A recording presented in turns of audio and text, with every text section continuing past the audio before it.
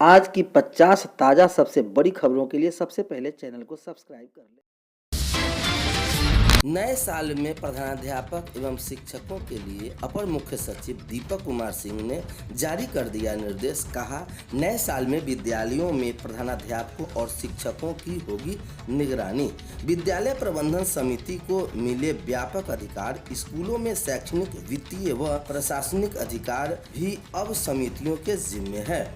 नए साल में राज्य के सरकारी विद्यालयों में प्रधानाध्यापकों और शिक्षकों के कार्यों की निगरानी विद्यालय समितियां करेगी। विभाग ने इससे संबंधित प्रावधान बिहार राजकीयकृत माध्यमिक उच्च माध्यमिक विद्यालय प्रबंधन समिति गठन एवं संचालन नियमावली 2022 को सख्ती से लागू करने का निर्देश सभी जिला शिक्षा पदाधिकारियों और क्षेत्रीय शिक्षा उप निर्देशकों को दिया है। साथ ही नियमावली में राजकीयकृत परियोजना एवं उत्क्रमित माध्यमिक एवं उच्च माध्यमिक विद्यालय की प्रबंधन समिति को व्यापक अधिकार दिए गए हैं। शिक्षा विभाग के अपर मुख्य सचिव दीपक कुमार सिंह के मुताबिक निर्धारित प्रावधानों को प्रधानाध्यापकों एवं शिक्षकों के कार्यकलापों पर प्रबंध समिति की ओर से निगरानी रहेगी। विद्यालय के शैक्षणिक वातावरण में सुधार, समुचित अनुशासन, शिक्षक एवं शिक्षेतर कर्मचारियों पर समुचित नियंत्रण, शिक्षक एवं शिक्षेतर कर्मचारियों को समयनिष्ठ बनाना, उपस्कर एवं अन्य सामग्री का संरक्षण, उनका लेखा, रिक्त पदों पर नियुक्ति के लिए सक्षम प्राधिकार का ध्यान आकृष्ट कराना, शिक्षकों के गहन प्रशिक्षण की व्यवस्था, विद्यालय के संचालन में अभिभावकों एवं स्थानीय गणमान्य व्यक्तियों के सहयोग की व्यवस्था, विद्यालय भवन की मरम्मति एवं सफाई की व्यवस्था, विद्यालय के विकास कार्यक्रमों व्यवस्था, विकास के लिए प्राप्त अनुदान राशि का समय पर उपयोग व लेखा संधारण की व्यवस्था एवं विद्यालय के हित में अन्य आवश्यक कार्रवाई के कार्य प्रबंधन समिति को दिए गए हैं। प्रबंधन समिति के सभी निर्णय बहुमत द्वारा जाएगा। अपर मुख्य सचिव के अपर सचिव ने प्रबंधन समिति की बैठक समय समय पर बुलाने, बैठक की कार्यवाही का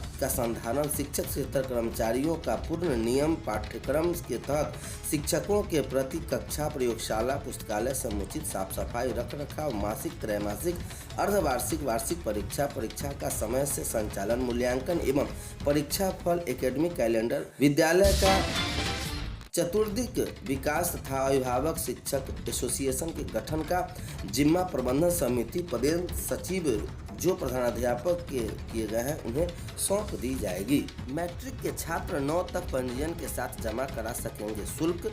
बिहार विद्यालय परीक्षा समिति ने छात्र आगामी 9 जनवरी तक मैट्रिक का पंजीयन करा सकते हैं। बोर्ड द्वारा पहले 31 दिसंबर तक पंजीयन की अवधि निर्धारित की गई थी। छात्र हित में बोर्ड ने यह निर्णय लिया है। साथ ही बोर्ड के ने स्पष्ट किया है कि जो परीक्षार्थी किसी कारणवश पंजीयन कराने के उपरांत शुल्क जमा नहीं किए हैं वे 9 जनवरी तक अपना शुल्क जमा कर सकते हैं। विभिन्न स्कूलों के प्राचार्यों का कहना है कि कुछ छात्रों का पंजीयन नहीं हो पाया है। बोर्ड की कोशिश है कि कोई भी विद्यार्थी परीक्षा से वंचित नहीं रहे, इसलिए सभी परीक्षार्थियों को पंजीयन का मौका प्रदान करने के लिए तिथि विस्तारित की गई है। जिनका पंजीयन है पर शुल्क नहीं जमा, उसके लिए भी यह मौका दे दिया गया है। इग्नू में जनवरी 2023 सत्र के लिए पंजीयन 15 जनवरी तक।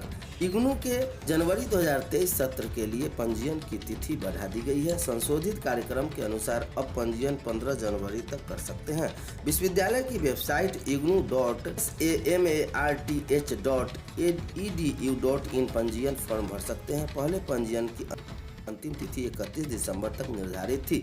छात्र हित को देखकर पंजीयन की तिथि बढ़ा दी गई है। पंजीयन प्रक्रिया केवल छात्रों के लिए है जो पहले से ही किसी भी स्नातक और स्नातकोत्तर पाठ्यक्रम में प्रवेश ले चुके हैं। वैसे शिक्षक बच्चों के लिए है। स्नातक 3 की परीक्षा फॉर्म भर सकते हैं। डीएलएड एवं नामांकन के लिए मेधा सूची आज डिप्लोमा इन एजुकेशनल डीएलएड सत्र 2022-23 में खाली सीटों पर स्पॉट नामांकन के लिए ये सोमवार को कॉलेज स्तर पर मेधा सूची जारी होगी। 3 बार मेधा सूची जारी करने के बाद कॉलेज में सीटें रिक्त है। इन्हें भरने के लिए बिहार सरकार ने ऑन स्पॉट नामांकन की योजना बनाई है। जिले में सरकारी समेत 1 दर्जन कॉलेजों में डीएलएड की पढ़ाई होती है। सरकारी और निजी कॉलेज में 25 दिसंबर से नामांकन के लिए आवेदन की प्रक्रिया शुरू हुई थी, जो 31 दिसंबर तक चलेगी। 10वीं और 12वीं के वस्तुनिष्ठ प्रश्न भी केस स्टडी पर आधारित होंगे। 10 प्रश्न बहुवैकल्पिक प्रश्न होंगे, जिसमें 3 से 4 प्रश्न केस स्टडी से जुड़े रहेंगे। 5 सेक्शन में रहेगा प्रश्न। बोर्ड ने सभी परीक्षार्थियों को स्पष्ट कर दिया है कि इस बार 10वीं और 12वीं के सिलेबस में कोई कटौती नहीं की गई है। पहले सिलेबस से प्रश्न रहेगा, वही हर विषय में 5 सेक्शन में प्रश्न पूछा जाएगा। पहला सेक्शन वस्तुनिष्ठ प्रश्न, दूसरा सेक्शन वेरी शॉर्ट प्रश्न, तीसरा सेक्शन लघु उत्तरीय, चौथा सेक्शन दीर्घ उत्तरीय और 5वां सेक्शन केस स्टडी से जुड़े प्रश्नों का होगा। इसमें 3 प्रश्न पूछे जाएंगे। केस स्टडी वाले ऐसे प्रश्न होंगे, ऐसा प्रश्न जो किसी रिसर्च डेटा या ग्राफ आधारित होता है। इस रिसर्च में जुड़े प्रश्न कुछ प्रश्न दिए जाएंगे। ये प्रश्न चैप्टर के ही होते हैं, लेकिन इसके उत्तर देने के लिए छात्रों को थोड़ा दिमाग लगाना होता है। शिक्षिका आभा चौधरी ने बताया कि केस स्टडी के अधिकतर समसामयिक एवं से जुड़े प्रश्न रहेंगे। जैसे यदि कोरोना की बात करें तो इससे जुड़े किसी रिसर्च को डाल दिया जाता है।